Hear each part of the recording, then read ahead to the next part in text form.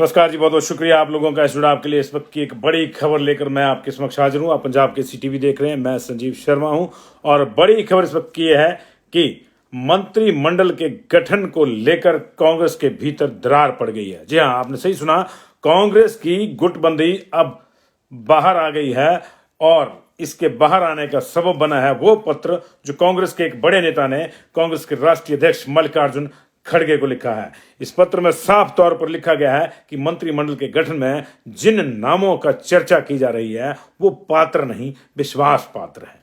जी हां, इस वक्त की बड़ी खबर है और कल मंत्रिमंडल का गठन होगा या नहीं होगा, इसको लेकर अभी भी सस्पेंस बरकरार है। कई दिनों से ये सस्पेंस बरकरार है। कल देर रात तक राजभवन इंतजार करता रहा कि उनको कोई आधिकारिक सूचना आए और वो आगे की समारोह की शपथ ग्रहण समारोह जो होगा मंत्रियों का, उसकी तैयारी करें। लेकिन उसके हिस्से कल भी इंतजार था और अभी भी उसके हिस्से इंतजार है। उधर प्रशासन भी मुख्यमंत्री का शिमला आने के लिए इंतजार कर रहा है। अनाडेल तक टीमें जा चुकी हैं, लेकिन अभी ये पता नहीं है कि मुख्यमंत्री चंडीगढ़ से कब शिमला के लिए उड़ेंगे। अगर नियमों की बात करें तो अब से कुछ देर बाद बाई एयर आने की संभावना खत्म हो जाएगी, क्योंकि सनसेट के साथ ही बाई एयर यात्रा पर प्रतिबंध रहता है और बहुत ज़्यादा अपरिहार्य परिस्थितियां ना हो तो फ्लाइट अलाउ नहीं होती। दिल्ली से आज मौसम ने पहले ही मुख्यमंत्री की वापसी में खलल डाला। वो देर से चंडीगढ़ पहुंचे। अभी थोड़ी देर पहले वो चंडीगढ़ पहुंचे थे, 3:30-4 बजे के आसपास उनका चंडीगढ़ पहुंचने का प्रोग्राम था। वहां से वो कब निकलते हैं कोई आइडिया नहीं है। हालांकि चंडीगढ़ और शिमला के बीच हार्डली आधे घंटे का एयर टाइम लगता है। बाई चॉपर अगर आना हो तो आधे घंटे से कम समय लगता है। इसलिए प्रशासन की टीम है, उनको लेने के लिए अनाडेल हेलीपैड पहुंच चुकी है। लेकिन अभी उनको भी ये पता नहीं है कि मुख्यमंत्री चॉपर से आएंगे या बाई रोड आएंगे। चर्चाएं ये भी हैं कि आज रात वो चंडीगढ़ में ही रुकेंगे, क्योंकि जो धमा चौकड़ी, जो धींगा मुश्ती मची हुई है मंत्रिमंडल में स्थान पाने को लेकर, उसके चलते अब चंडीगढ़ में चर्चा होगी। दिल्ली से चर्चाएं कुछ क्लोज करके वो आ गए हैं, लेकिन कुछ लोग जो कटे होंगे उस खेमे को थोड़ी सी मान मनोबल के लिए चंडीगढ़ में वो रुक रहे हैं। लेकिन इसी बीच में कांग्रेस की लड़ाई कितनी ज्यादा है इस पूरे प्रकरण को लेकर, कैबिनेट के गठन को लेकर, यह सामने आया है एक चिट्ठी का। एक बड़े नेता ने चिट्ठी लिखी है मल्लिकार्जुन खड़गे को, कांग्रेस के राष्ट्रीय अध्यक्ष को, और उस चिट्ठी में ना सिर्फ ये लिखा है कि किस किस को मंत्री बनाया जाना चाहिए, कुछ नाम सुझाए गए हैं, बल्कि यह भी लिखा है कि वर्तमान में जिन नामों पर चर्चा हो रही है वो पात्र नहीं है, वो असली चेहरा कांग्रेस का नहीं है। चिट्ठी हमारे पास है, खत हमारे पास है। मजमून खत का हम आपको बता देते हैं। दुआ सलाम के बाद इसमें लिखा गया है कि एक बार फिर से, अंग्रेजी में ये लिखा गया, मैं उसका तर्जुमा करके आपको हिंदी में बता रहा हूं कि एक बार फिर से हम आपके इस बात के लिए आभारी हैं कि आपकी लीडरशिप में हिमाचल प्रदेश में कांग्रेस ने सरकार बनाई। लेकिन unfortunately what we are witnessing today is quite painful. उन्होंने कहा कि हमें खेद है कि अभी जो हो रहा है वो पीड़ादायक है। As far as the process of constitution of ministry goes, the names are being discussed and those names do not present the entire party that fought tooth and nail against the BJP in the elections। यानी उन लोगों के नामों पर चर्चा हो रही है। ये पत्र में लिखा गया है कि ये दुर्भाग्यपूर्ण है, ये पीड़ादायक है कि मंत्रिमंडल के गठन की प्रक्रिया में उन लोगों के नामों पर चर्चा हो रही है जो कांग्रेस पार्टी की ट्रू इमेज को रिप्रेजेंट नहीं करते और उस टीम का हिस्सा नहीं है जो बीजेपी से एड़ी चोटी का जोर लगाकर सत्ता छीन कर लाई है।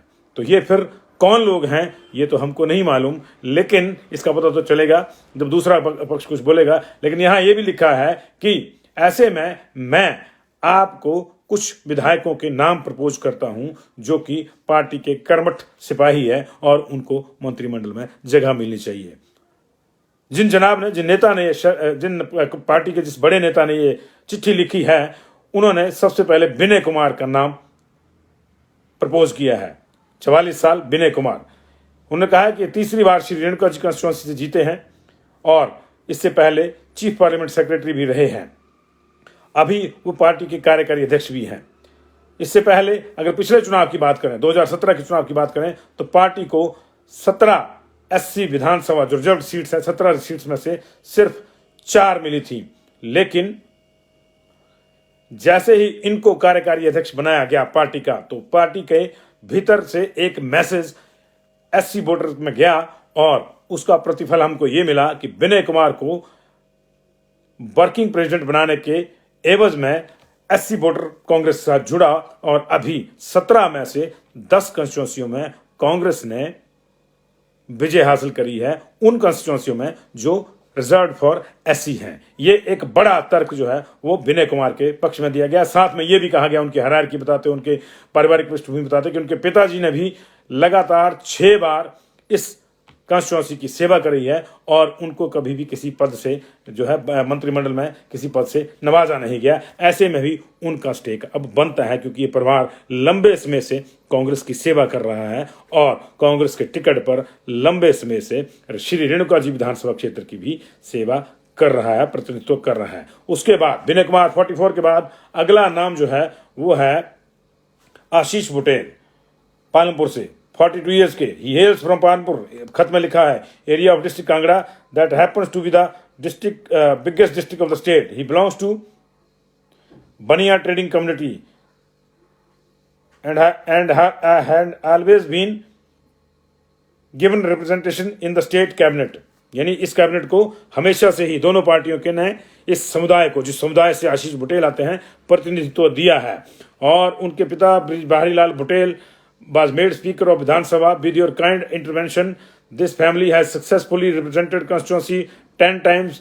Palpur is the hometown of Shri Shanta Kumar, ex-Chief Minister of BJP. Ashish Patel defeated Mrs.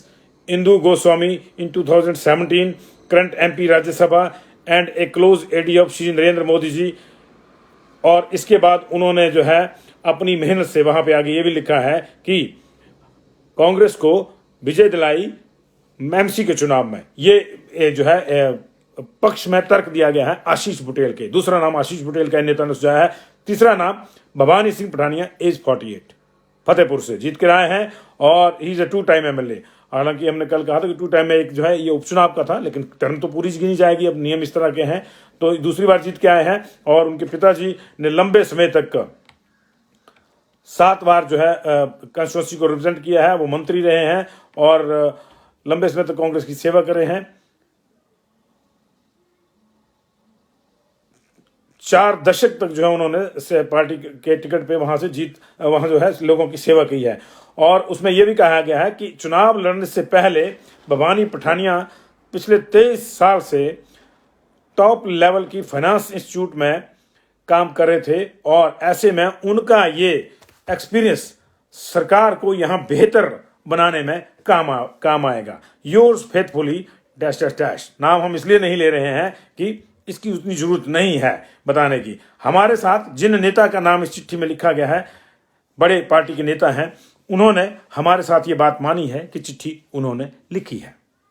हालांकि उन्होंने ये भी कहा कि अब तो कैबिनेट लगभग डिसाइड हो गई है, इसलिए अब इस चिट्ठी के ऊपर आप कुछ ना ही कहें तो बेहतर होगा। लेकिन ऐसा कैसे हो सकता है कि कोई सूचना भीतर से आए और हम उसे आप तक नहीं पहुंचाएं। इसलिए जनाब ये पत्र बताता है कि कांग्रेस में सब ठीक नहीं है। जो अब तक कहा जा रहा था कि सब समीकरण बनाए जा रहे हैं, यह सियासत का हिस्सा है, मंत्रिमंडल के गठन को लेट किया जा रहा है, यह हिस्सा बाहर आ गया है। जब एक हिस्सा बाहर आया है तो उस खत के मजमून ने सारी चीजें खोल कर रख दी है। कांग्रेस में मंत्रिमंडल में स्थान पाने को लेकर सरफुटब्बल की नौबत आ चुकी है। अब रात में क्या होता है ये देखना होगा, क्योंकि कल रात को दिल्ली में चीजें डिसाइड हो गई, सुबह फिर बदली। अभी चंडीगढ़ में क्या होता है या शिमला में मुख्यमंत्री के लौटने पर क्या होता है। अगर मुख्यमंत्री लौटे नहीं तो चंडीगढ़ में होगा, फिर जो शिमला में बैठे हैं वो चंडीगढ़ दौड़ेंगे। जो दिल्ली से तो कुछ साथ ही लगे हैं, जो साथ ही दिल्ली गए थे साथ ही चंडीगढ़ आए हैं और अब साथ नहीं छोड़ रहे हैं। तेरा साथ है कितना प्यारा। तो ये जो है ये मामला है। लेकिन इस बीच में जो बड़ी दिलचस्प परिस्थिति है वो ये है कि राजभवन डोलड्रम्स में है। उसको पता ही नहीं चल रहा कि उसने क्या करना है। उसने शपथ की तैयारी करवानी है, ये नहीं करवानी है, क्योंकि ये मामला ऐसा नहीं है कि अचानक आप कहीं बैठे थे फिर आपको लगा कि ठंड ज्यादा होगी, चलिए चलकर चाय पी कर आते हैं। ऐसा मामला नहीं है। ये बकायदा एक संवैधानिक फंक्शन है, ओथ होनी है। इसमें जो गेस्ट आने हैं वो भी टॉप लेवल के डिग्निटरीज होंगे, उन्हें पूर्व मुख्यमंत्रियों को न्योता देना होता है, माननीय हाई कोर्ट के मुख्य न्यायाधीश से लेकर तमाम न्यायाधीशों को न्योता देना होता है, चीफ इंफॉर्मेशन कमिश्नर जैसे जो संवैधानिक पद हैं, या पब्लिक सर्विस कमीशन के जो चेयरमैन जैसे पद हैं, उनको न्योता देना होता है। इसके अलावा 251 डिग्निटरीज की पूरी लिस्ट है। आर्मी के जो कमांडिंग ऑफिसर आसपास के यूनिट्स में रहते हैं, उनको बुलाना होता है पूरा, ताकि एक ग्रेसफुल माहौल हो। तो ये अब उनको कब बुलाया जाएगा? उनको तब बुलाया जाएगा जब चीजें कंफर्म होंगी कि हमने इतने बजे अपने मंत्रिमंडल को ओथ दिलवानी है। ये पहला हिस्सा है, बकायदा इन्विटेशन छपता है। ये फोन पे या व्हाट्सएप वाला मामला नहीं है कि आ जाइए ओथ हो रही है चलिए। ये कार्यकर्ताओं के लिए होता है। कार्यकर्ताओं को तो इस तरह का मैसेज ना भी जाए वो तब भी जाते हैं। मंत्रियों के लिए भी कायदे से वारंट छपता है, जिसमें गवर्नर की ओर से उनको कहा गया होता है कि आपको मंत्रिपरिषद में शामिल किए जाने के लिए जो चुना गया है, और आपकी ओथ कल इतने बजे होगी, जनाब कल इतने बजे राजभवन पहुंच के शपथ ग्रहण करें। अब खैर अभी जो स्थितियां हैं मंत्रिमंडल की, वो तो ये बताती हैं कि बंदे को किसी से संदेशा भी भिजवा देंगे कि आपको मंत्री बनाना है, तो वो तब भी पहुंच जाएगा। वो वारंट का इंतजार नहीं करेगा। वो इतना ही उसके लिए यही होगा कि चलिए वो सुन के भी चला जाएगा कि मुझको मंत्री बना रहे हैं। ऐसी स्थिति आ गई है। लेकिन जो डिग्निटरीज को बुलाना है वो अपने आप में एक बड़ा मसला है, और वहां बकायदा नाम छपेंगे, प्रिंट होंगे। कब होंगे कब नहीं, ये कल भी ये चिंता का विषय था, ये आज भी चिंता का विषय है। कल भी तेरा इंतजार था, आज भी तेरा इंतजार है। गजब किया जो तेरे वादे पे एतबार किया, तमाम रात हमने कयामत का इंतजार किया। तो मुख्यमंत्री जी ने स्वयं कहा था गवर्नर साहब को कि आपने जो छुट्टियों पे जाना है, अपने घर जाना है, पारिवारिक फंक्शनों में जाना है, आप 7 की बजाय 8 तारीख को जाएं, क्योंकि हमने कैबिनेट को ओथ दिलानी है। ऐसे में माना गया कि 7 तारीख को हो जाएगी। अब कल 7 तारीख को पहले 2, 3, 4, 5, 6, 7 रात के 11 बज गए, कोई मैसेज नहीं आया, तो माना गया कि कल 8 तारीख को 11 बजे के आसपास हो जाएगी। वो मैसेज अभी भी नहीं आया, जिसका राजभवन को इंतजार है। इंतजार मुख्यमंत्री के जो 7 अटैच्ड ऑफिसर्स हैं, अटैच्ड पैराफर्नीलिया है, उनको अन्नाडेल पे है। मुख्यमंत्री आएंगे। हमारा जो पैराफर्नीलिया है मीडिया का, उसको भी अन्नाडेल में इंतजार है कि मुख्यमंत्री आएंगे, तो फिर ये पता चलेगा कि ओथ कितनी है। जब पता चलेगा तो मैं बता दूंगा आपको कि कितने बजे है। फिर यह भी पता चल जाएगा शायद किस किस की है। अभी पेच फंसा हुआ है। हमने आपको सुबह भी बताया था कि खड़गे अड़ गए हैं। वो अड़ गए थे कि 10 में से 3 लोग एससी कम्युनिटी के होने चाहिए। ये जो पत्र हमने पढ़ा, इसमें भी एक उसी कम्युनिटी के हैं, और ये कहा गया है कि वो कम्युनिटी पिछली बार कांग्रेस से इसलिए नाराज थी क्योंकि उसको व्यापक रूप से जगह कांग्रेस नहीं दे पा रही थी, और इसलिए जो 17 एससी कंस्टिट्यूंसी थी, उनमें से सिर्फ 4 कांग्रेसी 2017 में जीत के आए, जो शायद उसके सत्ता से बाहर जाने का कारण भी बना। लेकिन साथ में यह भी लिखा गया है उस चिट्ठी में कि जैसे ही विनय कुमार को कार्यकारी अध्यक्ष बनाया गया, इसका सकारात्मक असर रिजर्व्ड कंस्टिट्यूंसीज और रिजर्व्ड कैटेगरी के वोटर्स में गया, और उन्होंने हमें समर्थन दिया। और अब इस बार जो चुनाव हुआ तो 17 रिजर्व्ड कंस्टिट्यूंसी में से 10 पे कांग्रेस के एमएलए चुने गए। अब सच्चाई यही है या नहीं है, लेकिन तर्क तो समझ में आता है, जीते हैं। और ऐसी स्थिति में उन्होंने ये भी कहा है कि देखिए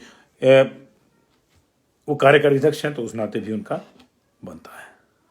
2 तो चले गए कार्यकारी अध्यक्ष, पवन काजल चले गए, हर्ष महाजन चौहान चले गए, 2 बचे राजेंद्र राणा और विनय कुमार।